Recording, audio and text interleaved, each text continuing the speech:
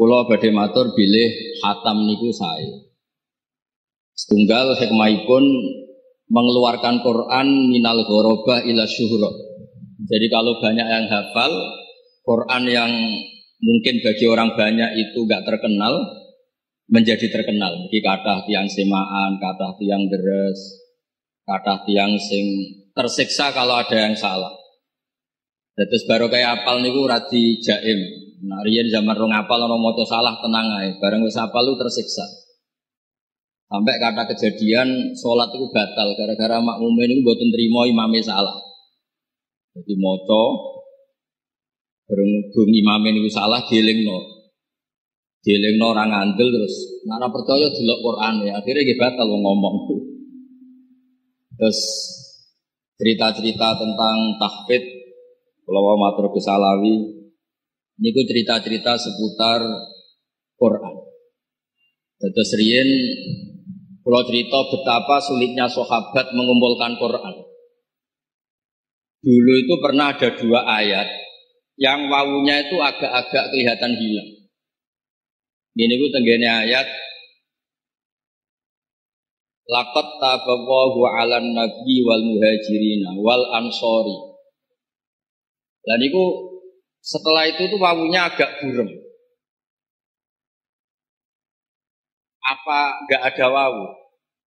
Ini kalau cerita kangelane sahabat ngempalaken Quran. Kemudian kalau dibaca pakai wawu, berarti menjadi Allah itu memberi tobat, memaklumi, maksudnya memberi tobat maklumi terhadap Nabi wal muhajirin wal ansor, terus dan mereka. Ada kata dan karena wawu. Atau di ayat itu tidak usah wawu. Jadi alladzina taba'uhu fi sa'atil usrah itu sifat atau penjelas dari orang-orang Ansor itu siapa? Orang-orang yang ikuti Nabi di masa sulit. Begitu juga tenggene ayat wasabiqunal awwaluna minal muhajirin wal ansor walladzina taba'uhum bi ihsan. Orang baik itu 1 orang muhajirin, nomor 2 orang ansor. Lalu selesai, kalau wawunya hilang berarti dan yang mengikuti mereka. Apa orang ansor itu mereka yang mengikuti muhajirin. Kalau baleni malih ya. Wasabiqunal awwalun minal muhajirin 1 kelompok nggih, wal ansor kelompok kedua. Sekarang kan sudah jadi dibakukan walladzina taba'uhum bi ihsan berarti kelompok ketiga. Dari era Sayyidina Umar wawune ora diburem. Akhirnya konsensus semua sahabat ditimbali dan mereka enggak berani menjawab karena ada yang mungkin tidak nekuni itu. Sing nekuni jenenge Ubay bin Ka'ab. Terus beliau ngendikan itu ada wawunya. Berarti ada 3 kelompok, orang muhajirin, orang ansor, walladzina taba'uhum bi ihsan. Ketika Ubay ditanya, buktinya apa kalau itu ada wawu? Terus beliau menjawab, di surat Jum'ah itu ada 3 kelompok, yaitu kelompok yang menangi Nabi, berarti muhajirin dan ansor. Terus ada kelompok ketiga disebut wa akharina minhum lamma yalhaqu bihim, dan beberapa kelompok yang tidak menangi kanjeng Nabi. Itu jelas pakai wawu berarti walladzina taba'uhum bi ihsan. Kemudian kita sebut tabi'in wa tabi'i tabi'in wa tabi'i tabi'ini ila yaumil qiyamah. Terus yang kita hafal sekarang itu dari jerih payah Jam'u Abi Bakrin. Terus Quran riyen itu berserakan di dalamnya Sayyidah Hafsah. Kemudian oleh Abu Bakar dikumpulkan. Baru pembakuannya era Utsman radhiyallahu anhu sehingga disebut dengan istilah Rasm Nopo Utsman. Ini penting kalau terangaken teng kanca-kanca khotimat. Kenapa harus dikatakan Rasm Utsmani? Riyen Sayyidina Utsman itu menangi futuhat ya, menangi futuhat teng Azerbaijan. Azerbaijan itu wilayah yang dekat-dekat Soviet. Niku orang itu baca sesuai lahjah. Lahjah niku gaya bahasa. Jadi sing muni sin niku kon muni sot ya ora iso, sing muni sot kon muni sin ra iso. Sementara bahasa Arab niku baku. Baku itu sing maknane jembarno niku basato bisin. Basato yabsutu bisin. Tapi kenangane tiang-tiang niku koyok sok.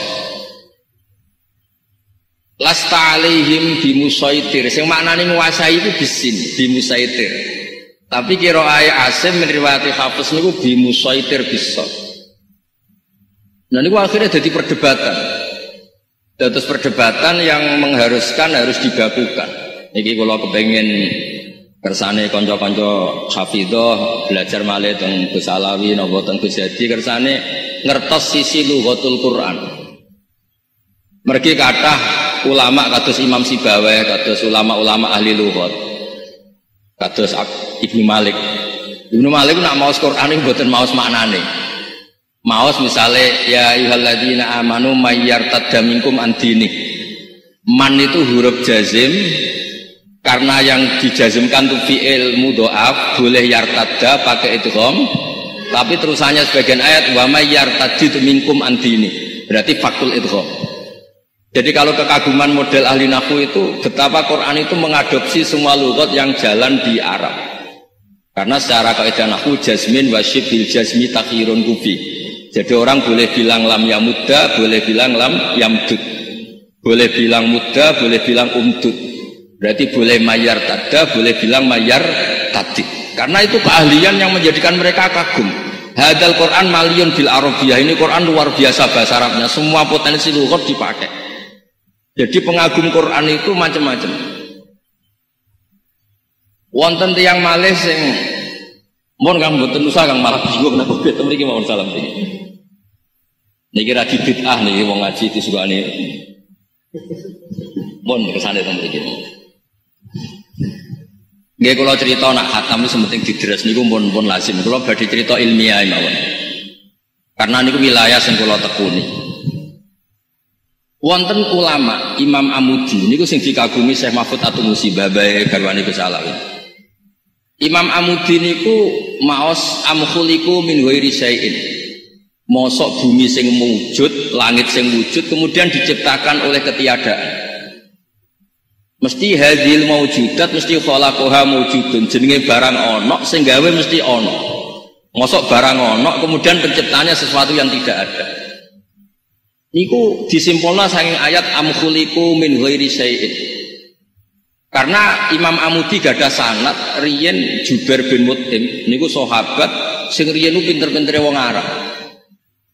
Niku masuk Islam mergi pas negosiasi perang Badar Asra Badrin. Ya mbak datang sebagai negosiator untuk membebaskan Asra Badrin, tawangan Badar. Delalah kanjeng Nabi pas maos surat At-Tur, wattur wa kitabim mastur fi raqqim mansur, sak terusé sampai wonten ayat am khuliqu min ghairi syai'in. Niku jawabe Jubair bin Mut'im, apa yang dibaca Muhammad itu tidak menyisakan akalku sama sekali. Akalku harus tunduk. Karena kalau hadhil maujudat, ini alam ini maujud, masa diciptakan ketiadaan? Bagaimana al-adam yakhluqu maujudan, suatu yang enggak ada kemudian menciptakan yang ada.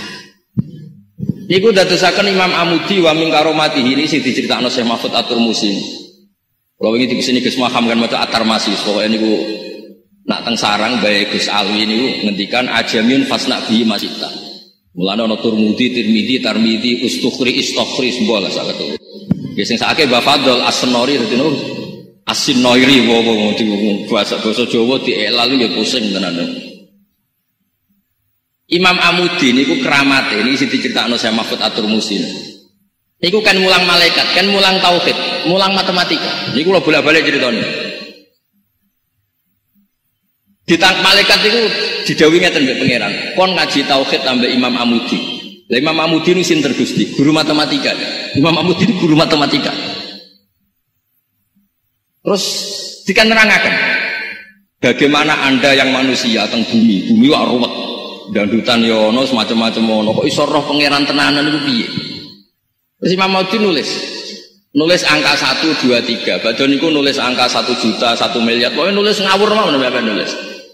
Terus beliau ngendikan angka itu 2 atau 3 atau 1 miliar itu binisbat ilal wahid, itu nisbatul far'i ilal asli.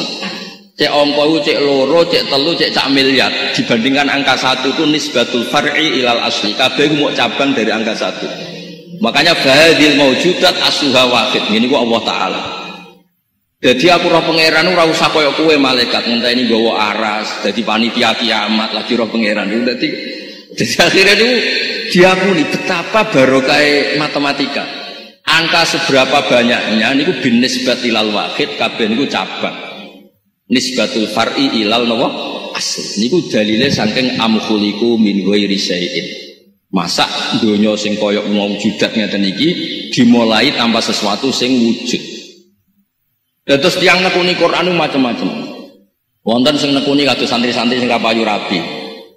Iki donga mahabbah. Ono santri sing ra duwe dhuwit, waqiah donga nekakno dhuwit. Lah niku sing mulai kacau niku. Quran dados jimat. Akhirnya golek Istanbul terus dibodoni bakul-bakul Istanbul nih. Kabeh muni asli.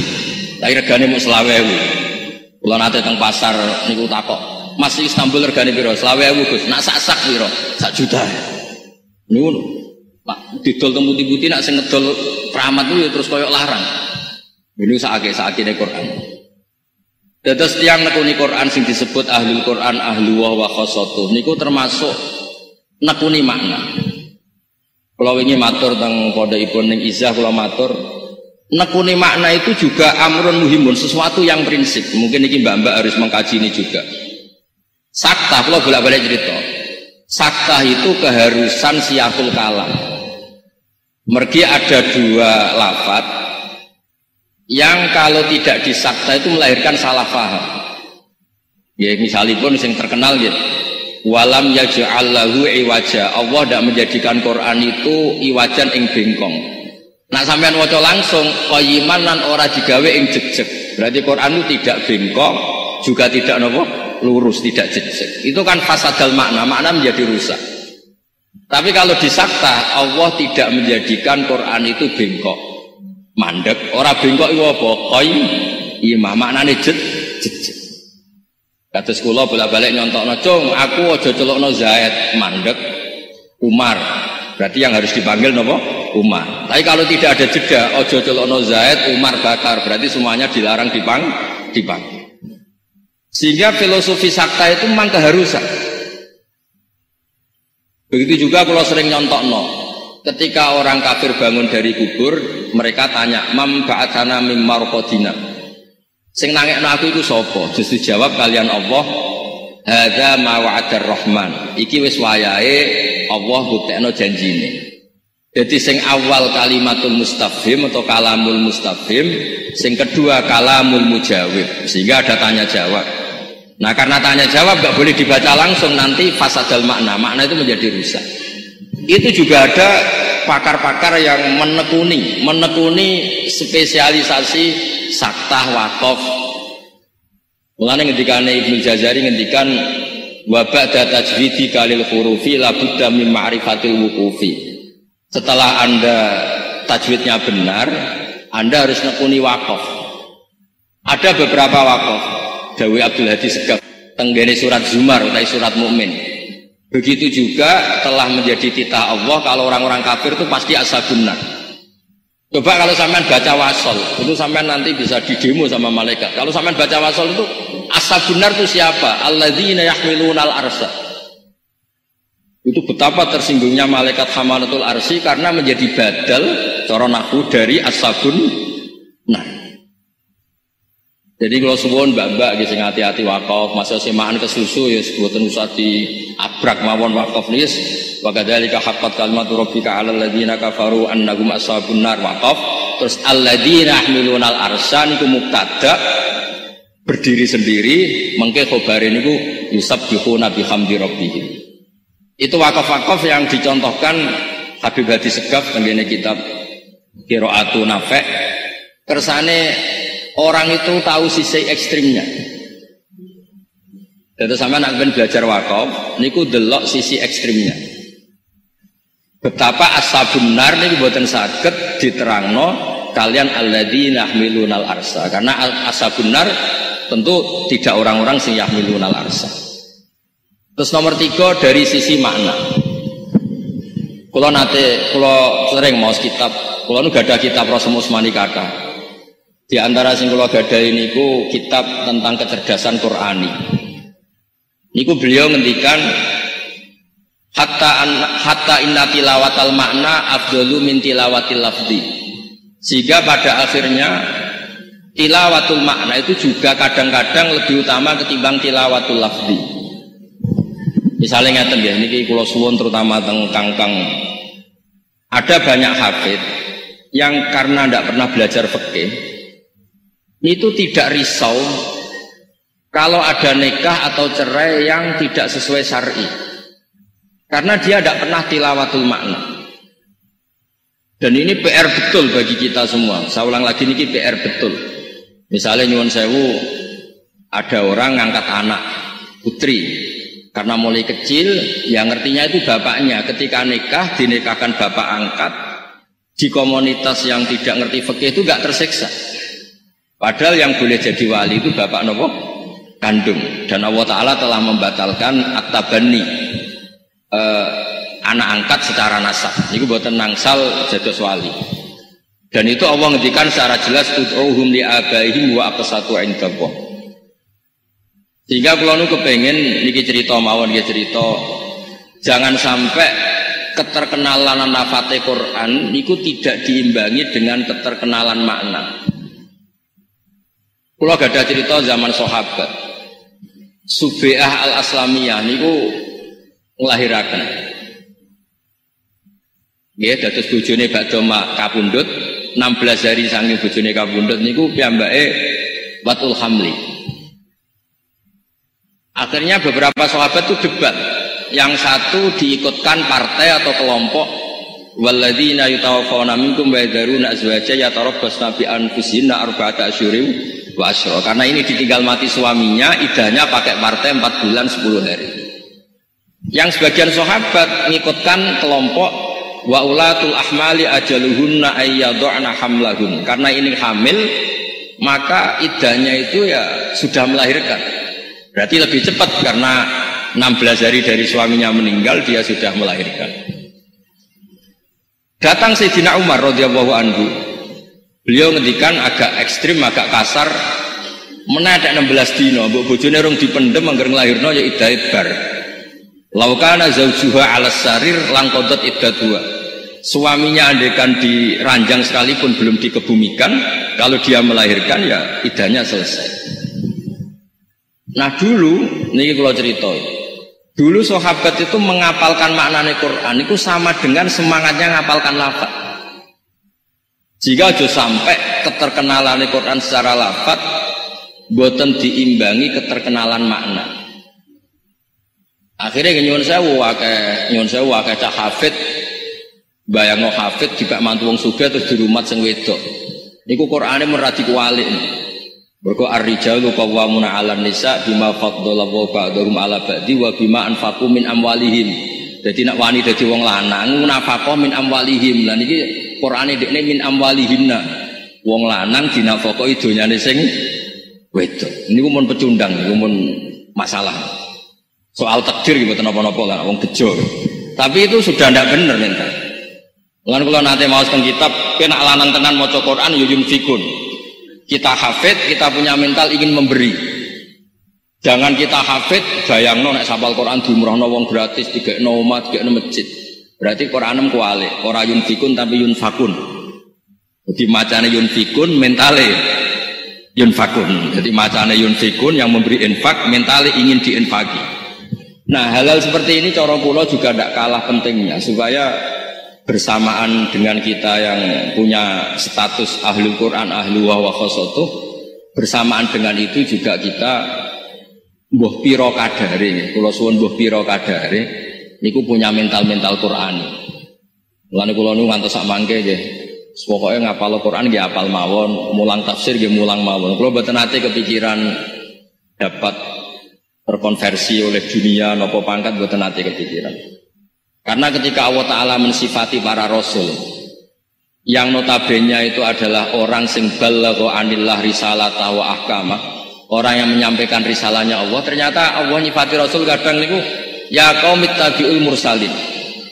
Secara definisi Rasul itu orang yang diutus Allah untuk menyampaikan hukum. Tapi di surat Yasin itu Rasul disifati apa? Ittabi'u man la yas'alukum napa? Ajr. Ya Rasul itu wong sing ora seneng duit, sing ora seneng opah. Semua diulang-ulang, la as'alukum alaihi mala, la as'alukum alaihi ajro. Saya ini enggak minta upah, saya enggak minta harta. Ini penting kalau aturakan karena kalau teman-teman khotimat ini sudah mulai suka uang, nanti pondok yang menjanjikan apal Quran diumrohno. Ambek pondok sing apal Quran, nek Quran malah diancam dirabekno cah dalem niki lari sing diumrohno. Apal wis kangelan bareng apal dintokno cah ireng kan malah beban. Kadang-kadang pondok salaf wis terlalu kan, kadang-kadang apal wis kangelan, nek apal dirabekno cah dalem ireng pisan bagian dapur. Sementara yang di sana nek apal dijanjeni napa? Umroh. Bukan terus langit mbek bumi cara sistem pemasaran itu terus perbandingannya langit mbek bumi. Cara kula mboten usah ngoten Mas. Pokoke nek wani dadi ahlul Quran niku kedah ikhlas. Wong ikhlas niku gampil dilatih. Kula nate mau sebuah hadis meskipun niku dhaif ya tapi dijalankan ulama. Man utiyal Qur'ana faro'a anna ghairahu utiya afdhala mimma utiya faqad istasghara. Sebagian riwayat faqad haqqara ma'addumahu. Orang dikasih Quran dan Quran itu spesial. Kemudian dia mengira ada orang lain yang lebih baik ketimbang dia, dikasih sesuatu yang lebih mulia ketimbang dia, maka dia menyepelekan apa yang dikasihkan Allah Subhanahu wa taala. Mulane kula niku pun pede sak pede-pede ini. Mboten krana sombong. Kula niku misalnya hafal Quran, kok nganggep ana wong liya di bojo ayu terus kula nganggep kalah derajat mboten ngarah. Tetep mulya kula. Riyen bapak kula ana wong terkenal wali, wonge hafal Quran dari bapak ijek wali aku. Kok saged Pak? Lah kok hafal 6 ayat dadi wali aku hafal 30 juz. Mulane monggo nak mbak GR wali ki monggo kula dukung. Tapi nak tak semak kudu bener. Jadi itu buatan urusan sombong. Memang Nabi nyun sewu radi ngancam lah dengan ngendikan siapa yang dikasih Quran kemudian berpandangan bahwa orang lain punya sesuatu yang lebih mulia ketimbang dia. Itu sama juga menyepelekan sesuatu yang begitu agung di mata Allah. Jadi hafal Quran itu kelima. Paham Quran itu kelima. Sudah jangan menganggap yang lain itu lebih besar. Bukan karena sombong, tapi kita menganggap yang terbaik, yang terbesar adalah Quran. Kula gadah kitab sing disenengi Mbah Mun. Mbah Mun ngantos sepuh itu sik sinau Nurul Dolam kok salah. Ngantos kula nak teng kamar iki sinaune nggih Nurul Dolam, Sarah Kidatul Awam. Wis senenge pol Mbah Mun kitab Nurul Dolam karangane Syekh Nawawi. Teng mriku wonten hadis mugi-mugi bener. Ya. Pokoke diyakini bener mawon ning dawuh ulama. Mangkara al-Qur'ana fadzanna alla yaghfirallahu lah niku dia termasuk minal mustahziin, bahwa minal mustahziin. Orang baca Quran kemudian dia tidak yakin kalau diampuni Allah. Dia ini udah dianggap ngenyek Quran. Artinya gini, sak gede-gedene dosa, sak gede-gedene salah. Iku jek keramat Quran. Wis kamane cara sampean niku ana nyuwun sewu ana kotoran saking iwak sing banget amise niku mawon sampean yakin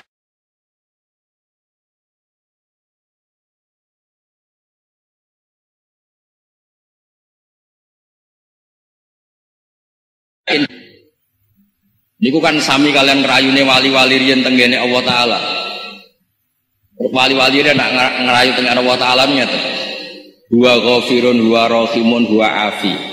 Misalnya ana mudnibun ana muftiun ana asi huwa ghafirun huwa rahimun huwa afi. Qabal tuhunna salasatan bisalasatin wasat taghliban ausofuhu ausofi. Gusti saya ini mufti orang yang salah. Saya ini asin orang yang sering maksiat. Saya ini adalah orang yang sering salah. Tapi engkau adalah afin orang yang pengampun, zat yang pengampun. Engkau adalah Rahman Rahim. Terus kata wali ini, qabal tuhunna salasatan bisalasatin. Dia monggo Gusti, engkau yang Tuhan, yang Rahman Rahim, yang Al-Afur Karim, punya sifat, monggo didu kalian kula.